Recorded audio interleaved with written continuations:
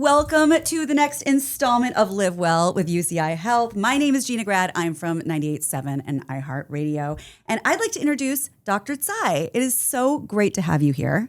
Thank you so much. Let me do a little bragging about you. And if I leave anything out, please fill us in. Board certified breast radiologist and director of breast imaging at UCI Health. Does that sound about right? Sounds right. Okay, wonderful.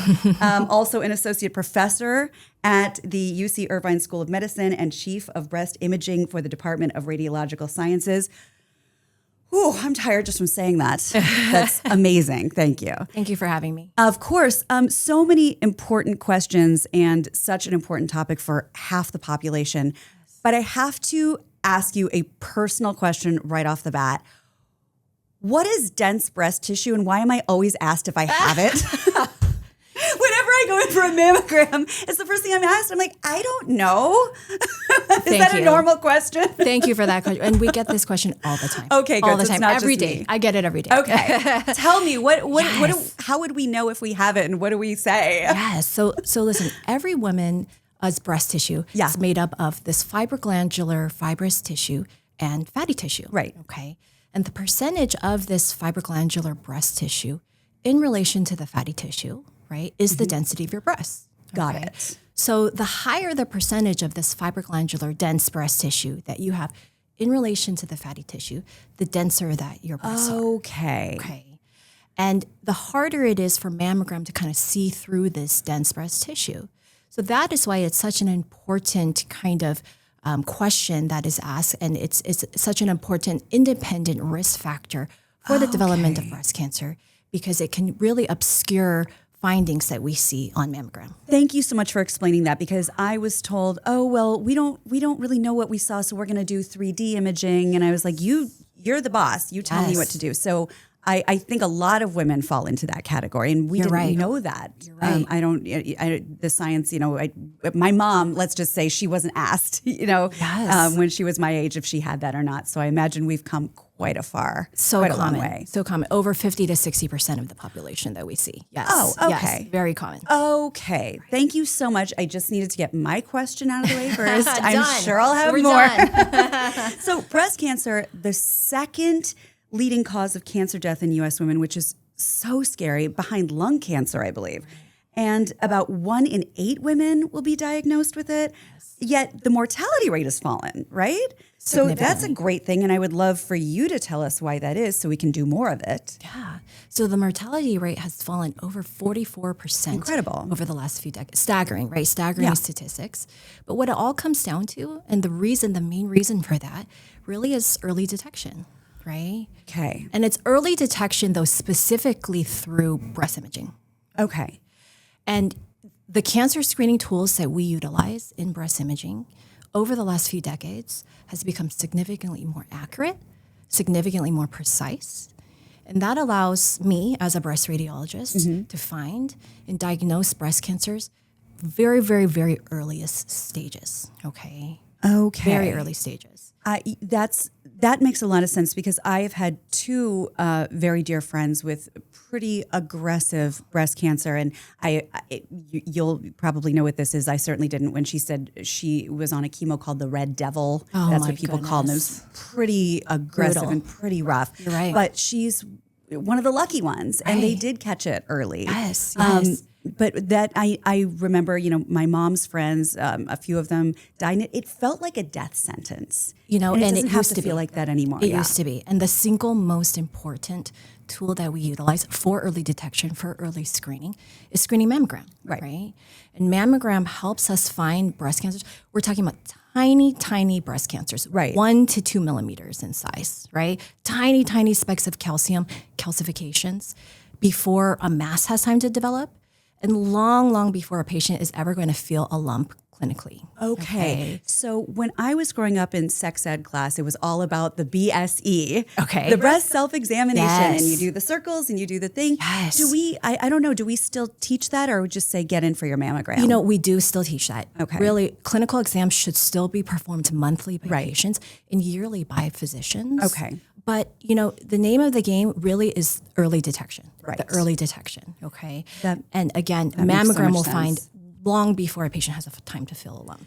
And I'm curious since this is all about early detection, and by the way, I don't know if I'm just an outlier, but everyone says, oh, it hurts so bad. It doesn't. It doesn't hurt that bad. It's not a big deal. It's a little smushy and it lasts for a minute, and then we all move on and we're happy that we're healthy. We pat each other on the back. Exactly. It's not a big deal. But it's not easy, right? No. And I hear women who say, they don't like their breast incompression, they don't like getting mammograms. It's uncomfortable. I'm not gonna lie. But listen, I hear you. Yeah. I get my mammograms every year as well. Right. Okay. Do I want to be having my breasts in compression? I really don't, right? But we're talking about the seconds that women spend Exactly. in That's compression, what I was gonna say. this discomfort, right, will save years and years of our lives. And that's years what it's all of our about. lives. And you think, if you thought this was uncomfortable, like, God forbid it gets worse. And now we're just talking about a palliative care situation. This is the best thing to do.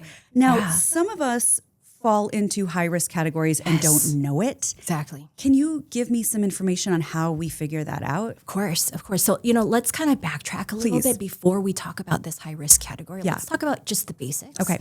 So, every physician that's involved in the care of breast cancer, all of our colleges, we all recommend screening mammograms starting at the age of 40. 40, For a woman of average risk. Okay. And continuing every year, so continuing annually for as long as someone is in good health. And it has been shown that starting at age 40, continuing annually, shows the greatest breast cancer mortality reduction. Amazing. Across all studies. It's Makes just sense. fact. It's fact. Makes right? sense. And in fact, women who are considered higher than average risk may need mammogram before the age of 40. Right. Okay. So in 2021, my American College of Radiology expanded these breast cancer screening guidelines and started to recommend that all women, so age 30, should be undergoing a breast cancer clinical risk assessment. Oh. Okay? But then in 2023, they decreased that age to 25. Right? So all young women, all young women at the age of 25 should be asking their clinicians for something called a breast cancer risk assessment. We've been hearing a lot in the media about this risk assessment tool calculator. Okay. Specifically, you had the actress Olivia Munn. She had bilateral breast cancers, bilateral mastectomies. She came out and said that this risk assessment calculator saved her life. Okay. And what it is, it's a tool, it's a series of questions, personalized questions. And the answers to these questions give you a risk factor, a percent estimated risk for developing breast cancer in your lifetime. And is this more than just family history? It is. So the most comprehensive assessment tool out there, what Olivia Munn's referring to, what we offer at UCI Health, is something called the Tyrer-Cuzick IBIS risk assessment. Now, there's many out there. Don't make me memorize that. I should write that down. There's Say it many. again. It's called the IBIS Tyrer-Cuzick risk assessment calculator. And there's many out there, but this is the most comprehensive. That's what you use. It includes things such as personal and family history of breast, but also ovarian cancer. Okay. How would those be related?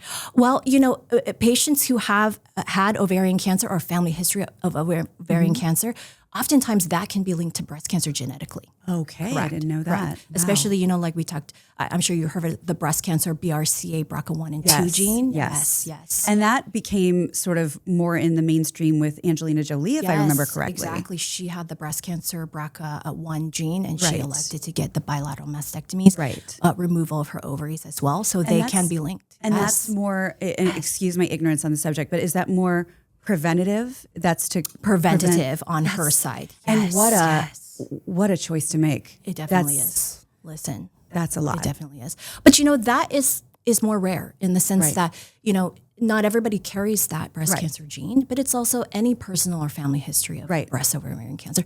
It's also your hormonal history, your reproductive history, age of your first child, if you've had children, things like that. So it's a very detailed questionnaire, right? And it's also, history of breast symptoms, breast conditions, right? If you've had history of breast cysts, history of breast biopsies, things like that. And, thank you for mentioning breast density before. Yeah. It's the only model right now that takes into account breast density. Really? Yeah, we talked about. Breast density, it's an independent risk factor for the development of breast cancer. Okay. And I would imagine, because I'm not a doctor, but I'm assuming that it's because it's just harder to detect when you have that. So it's twofold. So first of all, yes, harder to detect, to see through that dense breast tissue, but just in and of itself, that dense fibroglandular breast tissue is an independent risk factor, which a lot of people don't realize, right? Oh, yeah. This is the first time I've even heard those words. So, of course, I didn't know. I'm so interested in taking this test. And I imagine, like everything else, well, I took the test, I Googled it, and I found no, we want to go to an actual doctor. You're right. Okay. Because the results of this test should be kind of an entire approach, your entire team's, your clinician, but also your breast radiologist. Okay. Because patients who, like we mentioned, average risk is 1 in 8, right? 12.5%, right? And high risk, it's high. Yeah. And that's just average risk, right? And high risk, you're considered high risk when you're 20% or higher, okay? And if we get that number, if it spits out a number and it's very, very high, then patients figure out we don't know what to do, right? And so, every patient who comes into UCI Health, we give them that personalized risk score. But not just that, we also give them recommendations. You don't just send them on their way. Exactly. Because if you're 20% or higher, then really you should be starting screening mammograms at age 30. Oh, my goodness. So 10 years before somebody would of average risk. And these days, I can't imagine how poor doctors. People are always coming in because they know everything because they Googled it, and they know everything because Dr. Google. Yeah, because they spent 5 minutes, typing it in, and now they're also a doctor. So congratulations to us. Do you feel like in your specific line of work, you're having to sort of manage people's expectations when they come in and they kind of think they know everything because they researched it online? Well, I think that could be said with any specialty. Absolutely. But let me tell you, breast imaging in particular, it's such a vulnerable kind of state where, a woman is getting mammograms, your breast is in compression. Right. We could potentially be telling them bad news in terms of any biopsies that they need or any diagnoses. So women are already in this kind of heightened state of anxiety. Yeah. And so I think, anything that we can do to kind of alleviate that anxiety, counsel them, especially if, they didn't know they were high risk, then they're getting that recommendation, right, for additional imaging. Anything that we can do to alleviate that, but also give guidance going forward. Yeah, and put the human touch back into the process instead of just doom scrolling in the middle of the night because you can't help yourself. Exactly. Now, we're talking about women. Of course, this affects women, at such a high rate, but this does happen to men every now and again, I would imagine.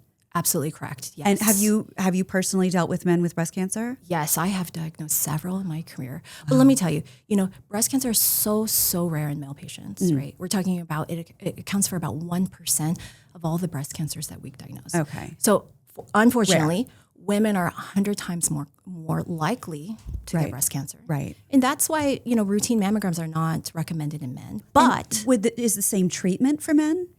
It would be the same treatment, correct. But men, we always encourage our male patients, anytime they have any symptoms, don't ignore them. Any breast symptoms, please don't ignore them. Any lump, any swelling, any discharge, come in for that mammogram because we have absolutely diagnosed cancers in male patients. Oh my God, I can't imagine how jarring that would be because, like you said, women are sort of used to knowing that this bad news is possible, but for a man to say, no, you don't understand. I'm a man, this isn't possible. It's possible. No, and they shouldn't ignore their symptoms. Right. And what would a symptom be for a man?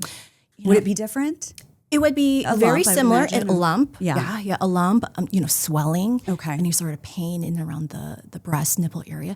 And sometimes we also see nipple discharge. So specifically, bloody nipple discharge. Okay. So just anything, and I always tell my patients, you know your body the best. Right. Okay. Anything out of the realm of what you feel is normal, you have to advocate for yourself. And it's interesting, just on another personal note, I had a breast reduction a few years ago, and they were, the insurance company, to their credit, was very aggressive on making sure I didn't have any breast cancer issues because, hey, I get it. If you're footing the bill, you don't want to start over again. I understand that. So I feel very fortunate that they were so aggressive about it before the surgery, but that doesn't mean in any way that I'm off the hook now, right? No, Things definitely not. Definitely not. Okay. And I don't know if you're of the age. You don't look like Bless it. you. You don't look like it. Thank you. But certainly, even patients who have had, prior augmentations, prior, reductions should absolutely be considering screening mammogram. Well, in that conversation, I am actually, that makes me curious about people with implants. It's, very common. People have them all the time and they're so real looking these days. You cannot tell the difference. Is it harder to diagnose breast cancer in somebody with implants? I'll tell you, it's kind of a couple layers here, right? So patients are always worried about breast implants when they come in terms of the mammogram, right? First of all, is us being able to see the breast tissue, but also how does that mammogram affect the actual implant it's going itself? to make it lopsided. Exactly. So our technologists are well trained, well versed in doing mammograms in all patients, especially breast implant patients. Okay. And they have a technique where they manually kind of protect the implant, bring that implant back, push that implant back manually with their hands so that we are able to visualize that breast tissue better. So there's actually a different system. There is a different system. There's a different technique that is utilized. And it's actually more images that we take in patients with implants because we know that that implant can hide that breast tissue. That is so good to know. I just figured it would just be harder and that's just part of the risk. But no, they know what they're doing. They do. And, I know we kind of talked about this, but there are women out there, if I have to drag a friend there and do it, just rip her shirt off and shove her in the mammogram. Hey, I'm a good friend. But what would you tell somebody who's just like, I don't know, I just don't want to do it. I've heard that it's uncomfortable. I've just heard too many horror stories. Yeah. Exactly like we talked about. Yeah. I hear you. Okay. I definitely hear all women out there. I've done I them. hear you. Yeah. I get them every year as well. Right. It's not comfortable. It's not, okay? But like I said, the couple seconds of discomfort saves years and years of our lives. And to me, that's worth it. That's a great trade-off. Mammogram saves lives. And that really is, do. That is the takeaway. Dr. Tsai, thank you so much for your time. Oh, no, thank you for having me. This is literally going to save people's lives, and we are so grateful to you for talking to us and having this great conversation. Thank you for having me.